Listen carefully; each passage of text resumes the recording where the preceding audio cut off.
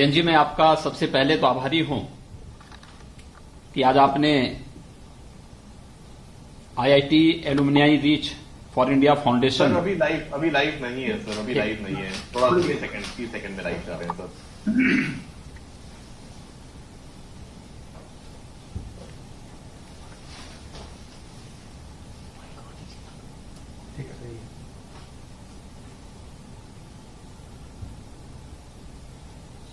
Live कर रहा है। इसको ठीक करो,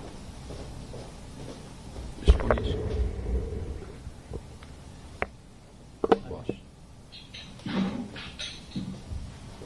जी अब लाइव हो रहा अभी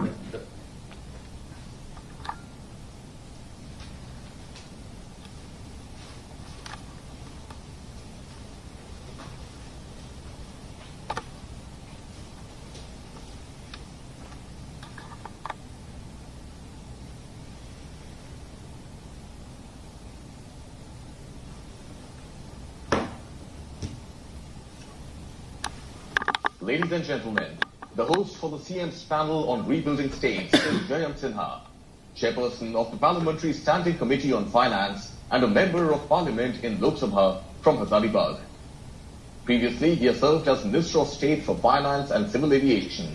A distinguished alumnus of IIT Delhi, he holds an MBA from Harvard Business School and MS from University of Pennsylvania.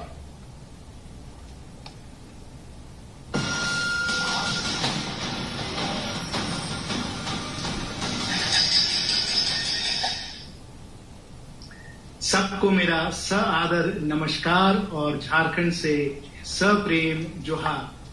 साथियों, आज हमारा सौभाग्य है कि उत्तर प्रदेश के यशस्वी एवं कर्मठ मुख्यमंत्री जी महाराज श्री योगी आदित्यनाथ जी हमारे साथ जुड़े हुए हैं लखनऊ से। हम सब उनका नमस्कार करते हैं, उनका स्वागत और अभिनंदन करते हैं। नमस्कार माननीय मुख्यमंत्री जी। नमस्ते जैन जी, मैं सबसे पहले आपको हृदय से धन्यवाद देता हूं कि आपने मुझे IIT alumni reach for India foundation द्वारा CMs panel on rebuilding states विषय पर आयोजित इस सेशन में अपने साथ संवाद बनाने का एक अवसर दिया है। स्वाभाविक रूप से जब हम लोग वर्तमान परिस्थिति पे चर्चा करते हैं तो पूरा देश ही नहीं बल्कि पूरी दुनिया वर्तमान में वैश्विक महामारी कोरोना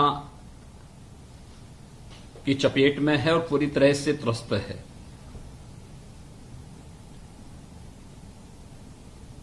कोविड-19 के खिलाफ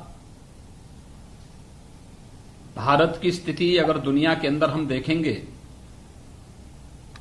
तो एक सुरक्षित स्थिति में हम लोग पाते हैं और इसका श्रेय अगर जाता है तो आदरणीय प्रधानमंत्री नरेंद्र मोदी जी को, जिन्होंने व्यापक जागरूकता के लिए जनता में व्यापक अवेयरनेस लाने के लिए समय से लॉकडाउन की घोषणा की। हम लोगों ने उत्तर प्रदेश के सामने देश का सबसे बड़ा चैलेंज था, क्योंकि देश की 17% जो आबादी है वह उत्तर प्रदेश में निवास करती है। 23 से 24 करोड़ की इस आबादी को कोरोना संक्रमण से बचाने के लिए हम लोगों को कार्य करना था। इस दौरान कई चुनौतियां हमारे सामने आई थी और उन चुनौतियों को ध्यान में रख करके हम लोगों ने इस प्रकार की रणनीति बनाई। एक तो लॉकडाउन के दौरान भी हम लोग प्रदेश के अंदर हम लोगों ने लॉकडाउन को पूरी तरह सफल बनाया, लेकिन बहुत सारी ऐसी घटनाएं थीं जिसको हम टाल नहीं सकते थे, जिसको नजरअंदाज नहीं कर सकते थे। और खास तौर पर लॉकडाउन 25 मार्च से प्रारंभ होता है लेकिन 27-28 मार्च को अचानक दिल्ली और अन्य राज्यों से भारी संख्या में उत्तर प्रदेश और बिहार के जो माइग्रेंट लेबर थे वह वहां से सड़क के मार्ग से पैदल ही उत्तर प्रदेश की तरफ रुख प्रारंभ किए। हम लोगों ने उस समय 48 घंटे के अंदर इन सभी लोगों को सुरक्षित उनके गंतव्य तक पहुंचाने की कार्रवाई की। हम लोग इस कार्य को संपन्न कर ही पाए थे कि इसके बाद दिल्ली के निजामुद्दीन मरकज का मामला सामने आ गया, जिसके कारण पूरे देश के अंदर व्यापक पैमाने पर कोविड-19 का संक्रमण हुआ।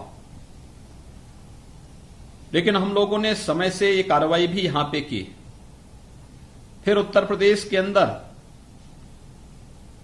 हमारे प्रदेश के लगभग 12,500 छात्र राजस्थान कोटा में विभिन्न प्रतियोगी परीक्षाओं की कोचिंग आदि वहां तैयारी कर रहे थे। वे वहां फंसे हुए थे। उन्हें सुरक्षित वापस लाने की कार्रवाई हो या प्रयागराज में फंसे हुए 15,000 छात्रों को सुरक्षित उनके घरों तक पहुंचाने या एएमयू में फंसे हुए बड़ी संख्या में छात्रों को उनके गंतव्य तक पहुंचाने की कार्रवाई, इस सब को करने के बाद हमारे सामने जो सबसे बड़ा चैलेंज था वह था 40 लाख माइग्रेंट लेबर को उत्तर प्रदेश के अंदर सुरक्षित लाना। सुरक्षित लाना ही नहीं बल्कि उससे संक्रमण को भी बचाना, कोरोना के संक्रमण को भी बचाने की कार्रवाई करना। हम लोगों ने जब आदरणीय प्रधानमंत्री जी ने देश के अंदर अलर्ट जारी किया था तो उसी समय हम लोगों ने भी प्रदेश के अंदर उस प्रकार की कार्रवाई प्रारंभ कर दी थी। मुझे आज बताते हुए प्रसन्नता है कि कुछ कदम जो उठाए गए थे, समय से उठाए गए कदम कैसे बाद में राहत प्रदान करते हैं, यह हम लोगों ने अक्सर इन चीजों के सुखद परिणाम भी देखे हैं। खासतौर पर अगर हम देखेंगे तो जिस समय कोविड-19 का पहला केस उत्तर प्रदेश में देखने को मिला था, उस समय हमारे पास टेस्टिंग लैब एक भी नहीं थी। इसके बाद हम लोगों ने पहली लैब जो अपने सबसे बड़े चिकित्सा संस्थान केजीएमयू में स्थापित किया, तो केजीएमयू की इस लैब के माध्यम से उस समय शुरुआत में टेस्ट मात्र 60 टेस्ट प्रतिदिन होते थे। आज हमारे पास 50,000 टेस्ट प्रतिदिन करने की क्षमता है, यानी इतने टेस्ट प्रतिदिन हम लोग आज के दिन पे कर रहे हैं। हमारे पास जब कोविड-19 के पहला केस आया था तो हमें उस पेशेंट को, आगरा के उस पेशेंट को हमें सफदरजंग हॉस्पिटल दिल्ली शिफ्ट करना पड़ा था। लेकिन आज हमारे पास 1.5 लाख से अधिक कोविड हॉस्पिटल में बेड्स मौजूद हैं। हम लोगों ने पहले ही हम इस बात को जानते थे कि अगर संक्रमण फैलेगा तो हमें इसकी तैयारी करनी पड़ेगी। 15 लाख लोगों के लिए क्वारंटीन सेंटर की व्यवस्था हम लोगों ने की, चाहे वह उत्तर प्रदेश के निवासी हो या माइग्रेंट लेबर हो।